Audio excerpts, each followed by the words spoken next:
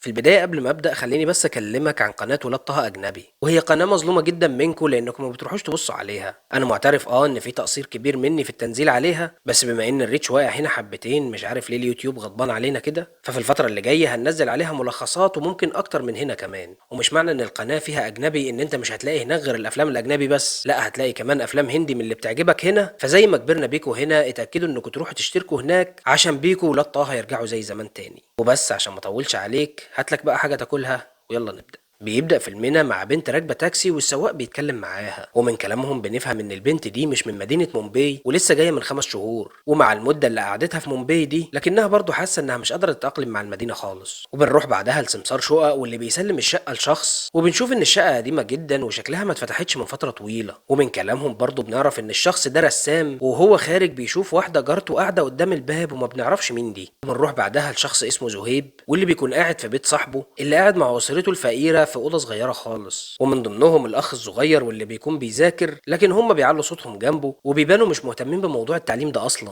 وبنعرف إن صاحب زهيب عاطل، وزهيب بيقول إن هو خارج رايح شغله، وهو خارج بتكون في عربية هتخبطه لكنهم بيلحقوا نفسهم على آخر لحظة. وفي العربية دي بيكون في واحد راكب مع بنته وبيبانوا برضه إنهم مش من الهند. وبنعرف إنهم رايحين معرض رسم، وبنشوف هناك إنه معرض الرسام اللي شفناه، وبنعرف إن اسمه أرون. وبعد ما أرون بيقول كلمته بتروح البنت تتعرف عليه واللي بنعرف ان اسمها شي، وبيتعرفوا على بعض فعلا. وبنعرف ان شي بتشتغل مستشارة مالية، وفي الحقيقة هي شرحت يعني ايه بس انا ما فهمتش حاجة فخدها زي ما هي كده وخلاص.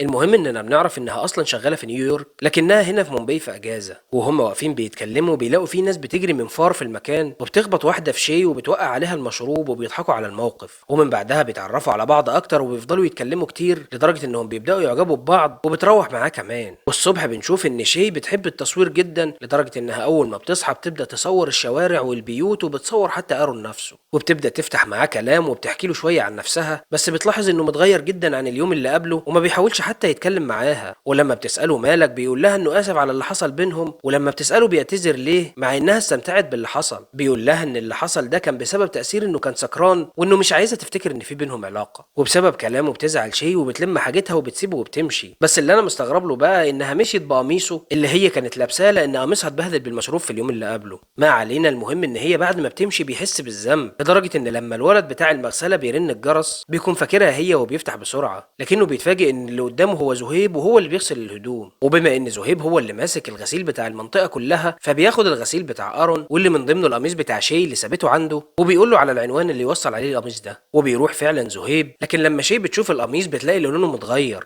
ولما بتتعصب على زهيب بيقول لها انه كان عليه بقعه كبيره وهو حاول يبيضه فباظ، وبيقول لها ان هو اللي هيصلحه لها بنفسه. وبتحاول تعتذر له لما بتحس ان زعقت له جامد فبيسيبها وبيمشي. وبنروح عند ارون واللي بيكون بيوضب شقته الجديده، وفي الشقه بيفتح درج بالصدفه وبيلاقي جواه علبه، ولما بيفتحها بيلاقي جواها 3 شرايط مكتوب عليهم اسم ياسمين نور ومترقمين باسم الرساله الاولى والثانيه والثالثه. ولقى كمان معاهم سلسله وخاتم وصوره، والصوره فيها ست ومعاها 2 عيالها. فبيتصل بعدها بالراجل اللي سلمه الشقه وبيقول له ان الناس اللي قبله نسيوا حاجات بتاعتهم، لكنه بيقول له انه ما يعرفش هم راحوا فين ولو عايز يرميها براحته. وبنتنقل بعدها لزهيب واللي بيكون داخل السينما مع صاحبه، وهناك بتكون برضه شي رايحه السينما، ولما بتشوفه هناك بالصدفه بتروح تتكلم معاه شويه وبعدها بتمشي. وانا عارف ان مطوحتك معايا كتير بس استحملني لحد ما نعرف الفيلم ده عايز مننا ايه. المهم اننا بنروح بعدها تاني للبنت اللي كانت راكبه التاكسي، وبنشوف ان جوزها جايب لها كاميرا وهي فرحانه بيها، وبما انها في مدينه جديده بتصور كل اللي بيجي في سكتها. وبتقول انهم عايزين يبعتوا الحاجات دي لاخوها عمران، وبتسجل فيديو بتسلم فيه على عمران. وبنعرف ان هي دي ياسمين اللي اسمها على الشرايط. وبنشوف ان كل ده مجرد تسجيل من التسجيلات اللي لقاها ارون وهو دلوقتي قاعد بيتفرج عليها. وبنتنقل تاني لزهيب اللي بنشوف انه قاعد بيفكر في شي وشكله اعجب بيها. وعند شي بنشوف انها بتحمض صور ارون اللي هي صورتها له وبتقف تتفرج عليها. وتاني يوم بيجي لها زهيب وهو معاه القميص وهو نضيف، وبتعزمه يدخل يشرب معاها شاي. وبتبدا تساله عن نفسه وبتعرف انه اصلا مش من مومباي لكنه عايش فيها من وهو عنده 8 سنين، ومعتبر صاحبه وعيلته دول هم عيلته الحقيقيين لانه ما يعرفش عن الحقيقيين حاجه دلوقتي. وبنعرف ان هو اللي هرب من بيتهم اصلا لان ما كانش عندهم اكل يكفيهم وكانوا جعانين طول الوقت. ولما بيشوف الكاميرا بتاعتها بيطلب منها انها تصوره صوره للسي في بتاعه، وبيقول لها انه بيحلم يكون ممثل وهيقدم على التمثيل قريب.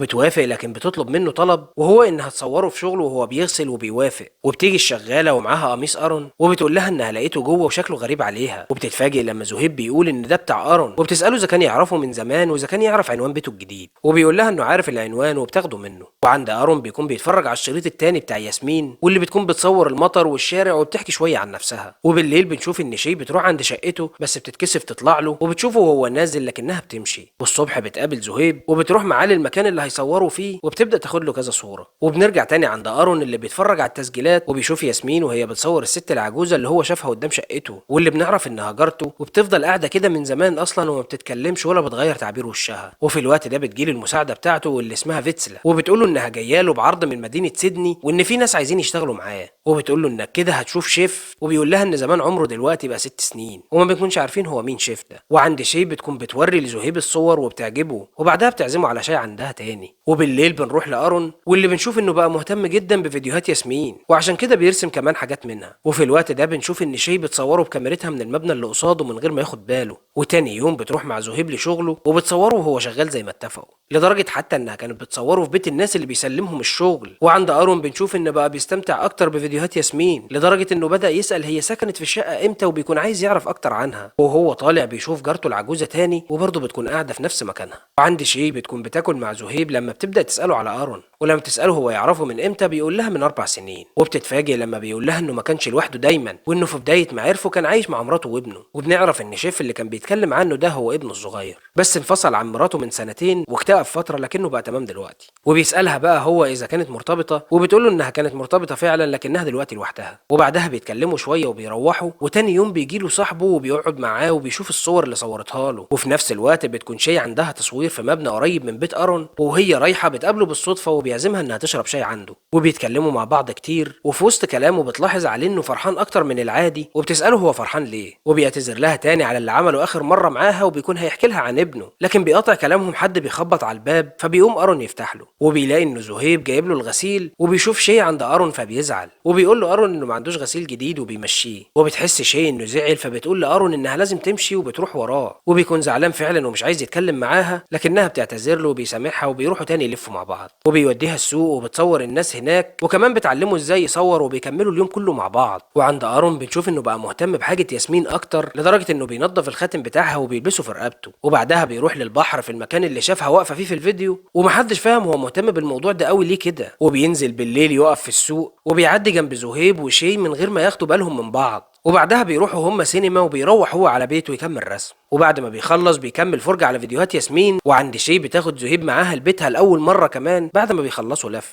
وهناك بيبدأ يحس ان اعجابه بيها بيزيد، ومن تعبها من اللف بتنام قدامه من غير ما تحس، وما بيكونش قادر يمسك نفسه وبيكون عايز يقوم يبوسها بس بيرجع في كلامه في آخر لحظة وبيمشي. وبتصحى تاني يوم وبتلاقي انها نايمه في البلكونه، وبتجيلها الشغاله بتاعتها وبتنصحها انها تبعد عنه وبتقول لها انه شاب مش كويس. وبتكون مستغربه هي بتقول كده ليه، لكننا بنتنقل نروح عند ارون وبنشوف انه بيطلع اخر شريط عشان يكمل قصه ياسمين، وبيشوف انها المره دي حزينه غير كل مره وهي بتحكي، وبتفتكر شويه ذكريات مع اخوها عمران واللي المفروض تبعت له الشرايط. وبعدها بنروح لشي واللي بتكون خارجه مع اصحابها، ولما بيقترحوا المكان اللي هيخرجوا فيه تاني يوم بتقول لهم انها وعدت زهيب تخرج معاه فمش هتقدر تروح معاهم، وبيكونوا مستغربين منها لانها بتقضي كل وقتها معاه تقريبا وبيتريقوا عليها. وعند زهيب بيكون مع صاحبه واللي بنعرف انه شغال ديلر على قد حاله كده، وبيكون واخد معاه زهيب عشان في زبون عايز مخدرات، وبنتفاجئ انهم صحاب شي، وبتشوفه هي لكن هو ما بيشوفهاش، وبعدها بيمشوا. وبنشوف ان زهيب بيروح يقضي الليله عند واحده من الزباين بتوعه، واللي بتقول له ان شي بنت اعلى من مستواه ومستحيل تبص له، ولما بتلاقيه متمسك بيها بتطرده من بيتها. وعند ارون بنشوف انه بيكمل باقي الشرايط، وبيشوف ياسمين وهي بتقول انها ما كانتش عايزه تتجوز وانها كانت مبسوطه قبل الجواز لكن دلوقتي لا، وبتقول انها عرفت ان جوزها يعرف ست تانية عليها، ولما عرفت بالصدفه وكلمت الست دي الست شتمتها كمان. وبعدها بتطمن وبتسلم على اخوها عمران وبينتهي الفيديو. وبسبب الفيديو بيحس انه متضايق لدرجه انه حتى بيتعصب على المساعده بتاعته لما بتكلمه في الشغل. وعند زهيب بنشوف ان في واحد من الناس اللي شغاله زي صاحبه كده بيقول ان الزعيم بتاعهم طالب يشوفه، ولما بيقول له زهيب اروح معاك بيقول له لا انا هخلص الموضوع واجي. اما شي بقى فبتكون في مكان مهجور عشان تصور فيه ناس اسمهم قاتلي الفئران، وهم الناس بيروحوا الاماكن المهجوره دي وبيقتلوا الفئران اللي فيها بمقابل. ولما بتشوف واحد منهم وبتصوره بتتفاجئ لما بتشوف وشه وبتعرف انه زهيب برضه. وبيتخض لما بيشوفها لدرجة انه بيسيبها وبيجري. وبنرجع تاني لارون واللي بيتفاجئ بالصدفة ان لسه في جزء زيادة في رسائل ياسمين هو ما كانش واخد باله منه، واللي بتقول فيه ان دي اخر رسالة ليها وبتتمنى ان الشرايط دي توصل لعمران. وبيسمع كلامها كويس اللي بتعتذر فيه لاخوها وبتقول له انه يسامحها وبتدعي له، وبعدها بتقفل الفيديو. وبيتخض ارون ساعتها لانه بيكون شاكك انها انتحرت بعد الرساله دي. وعند زهيب بيتفاجئ بشخص جاي بينادي عليه، ولما بيروح معاه بيتفاجئ ان صاحبه مقتول في بيتهم، وكمان الزعيم اللي مشغله هو اللي جايبه، وبيتمسكن قدام اهله وبيقول لهم انه هياخد باله منهم. لكن لان زهيب فاهم اللي حصل بيبدا يضرب في الراجل، عشان كده بيمسكوه رجالته وبعدها بيضربوه وبيمشوا. وبنرجع تاني لارون واللي بيكون زعلان جدا من اللي سمعه في الشرايط، لحد ما بياخد باله من شكل السلك اللي متعلق في السقف وبيتخيل اللي حصل، عشان كده بيطلع يجري وهو مخضوض. وبيشوف بره جارته واللي الاول مره بتلتفت له لما بتشوفه، لكنها برضه ما بتتكلمش. وفي الوقت ده بيكون زهيب بيحضر دفنه صاحبه، وبكده بيكونوا الثلاثه زعلانين جدا من حاجات موجوده في حياتهم. وبتعدي فتره على الحال ده ما بتعرفش فيها شيء حاجه عن زهيب، واللي بيكون خد على نفسه ان هو اللي لازم يعتني بام صاحبه واخوه، عشان كده عزل معاهم لبيت تاني. وبعد كام يوم بتقرر شيء انها هتروح لارون بيته وتقعد معاه، لكنها بتلاقي الشقه مقفوله وهو مش موجود. ولما بيرجع ارون بيلم حاجته كلها من الشقه وبيكون مقرر يعزل، وبيفتح لوحته عشان يتاكد انه خلص كل حاجه فيها، واللي بيكون راسم فيها بنت شبه ياسمين بالظبط. وعند زهيب واللي عشان يقدر يصرف على ام صاحبه بيبدا يحاول يدور على اي دور يمثله مع اي منتج، ولما ما بيلاقيش بيرجع تاني لشغله في الغسيل، عشان كده لما بتروح شيء تاني بتلاقيه، لكنه برضه اول ما بيشوفها بيجري منها، بس المره دي بتجري وراه. ولما بتلحقه بتقعد معاه وبتسأله بيجري منها ليه وما بيردش على مكالماتها ليه برضه. وبيفاجئها لما بيقول لها ان صاحبه مات وقالوا ان في قطر داسه بس والشرطه مش هتساعدهم. وبتسأله ليه ما كلمهاش عشان يحكي معاها، لانها حتى مش لاقيه ارون هو كمان. وبيسألها اذا كانت بتحب ارون، لكنها ما بتردش عليه. وبيقول لها انه عارف ان ارون هيسافر استراليا لانه احتمال يرجع لمراته. وبعد ما بيتكلموا شويه بتودعه وبتمشي، ولما بيحس انه ما قالهاش كل حاجه هو عايز يقولها بيجري ورا عربيتها في الشارع لحد ما بيلحقها. وبتتفاجئ انه بيديها ورقه فيها عنوان ارون الجديد عشان هو عارف انها وقعت في حبه. ومن بعدها بيبدا يحس انه احسن بكتير وبيقرر يغير حياته ويتغير هو كمان. وبس هنا يكون الفيلم خلص. ما تنساش تعمل لايك وشير للفيديو وتشترك في القناه، والاهم من ده كله انك تروح تبص بص على قناه ولاد طه اجنبي، وبص برضه بص على قناه ولاد طه كوره، واللي هتلاقي لينكاتهم تحت في الديسكريبشن. وبس سلام.